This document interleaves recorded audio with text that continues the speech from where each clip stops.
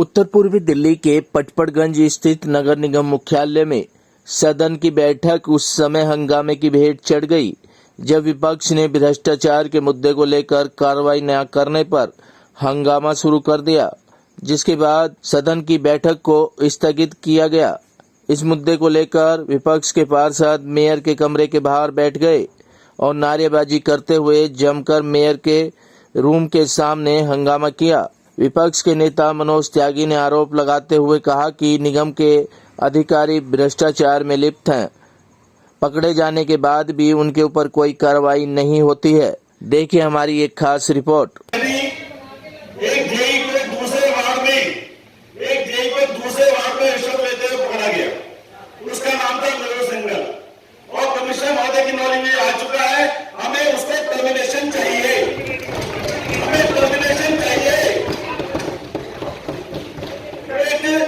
जैसा भी मोहन जी ने भी कहा था, खजूरी घास में जो मनोज बसु की डेथ हुई है, हाँ, जो भी जेई था, जो भी संबंधित जेई था, वो भी सस्पेंड होना चाहिए। ये इसके ऊपर आज शाम तक चाहिए। इसके अलावा कैलाश नगर जो हमारा शास्त्री प्रागवार पड़ता है, उसके अंदर में क्योंकि भाजपा एक ही बात है, जो कॉलेज हमें चाहिए। हमें चाहे कोई जेई हो या यही हो, सबके खिलाफ कार्रवाई चाहिए। शादा साउथ जोन उसके अंदर जो वहां की डीसी वार्ड है, उन्होंने वहां पे रखे चलाएगा नोटिस भेजते हैं। वहां के जो एसी है ये कमाई करते हैं, उस पर अंकुश लगना चाहिए। एक भी नोटिस किसी जाना नहीं चाहिए।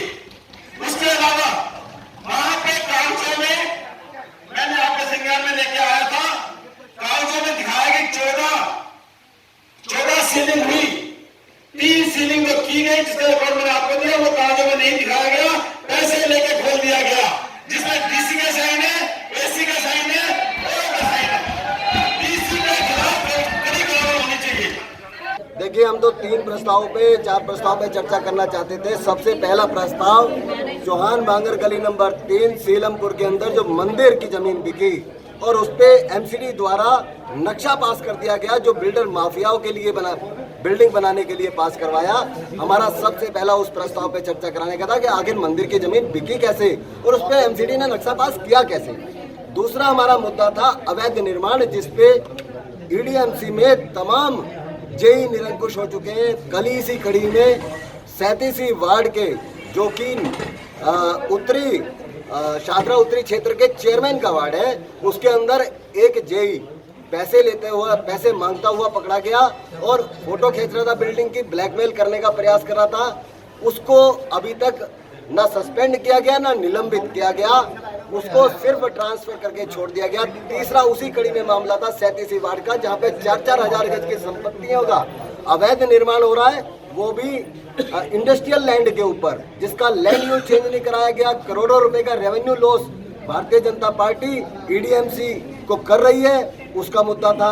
तीसरा मुद्दा था किसानों का, जिसपे हम चर्चा कराना चाहते थे। किसान साल भर से सड़कों पर बैठे हैं, अपने परिवार को छोड़ के बैठे हैं, जिनकी खेती बाड़ी खराब हो रही है। तमाम देश के लोगों को बॉर्डर पे बहुत सारी परेशानियों का सामना करना पड़ा है, जगह जगह घूम के जाना पड़ रहा है। उसके लिए हम भारतीय जनता पार्टी के नेताओं से चाहते थे कि इस पर विस्तृत चर्चा की जाए। चौथा हमारा मुद्दा था नाला बेलदारों को स्थायी करने का मामला, जिसको हम चाहते हैं कि हमारे कर्मचारी स्थायी हो। जो भारतीय जनता पार्टी लगातार ढोल पीटती रही सालों से, जब चुनाव आता है तब लोक लुभावन प्रस्ताव लेकर के आती है और कर्मचारियों को पक्का करने के नाम पर सिर्फ राजनीति करने का काम करती है और वोट बटोर के राजनीति में आ जाती है, सत्ता में आ जाती है और फिर दोबारा उनका दोहन करने का काम करती है।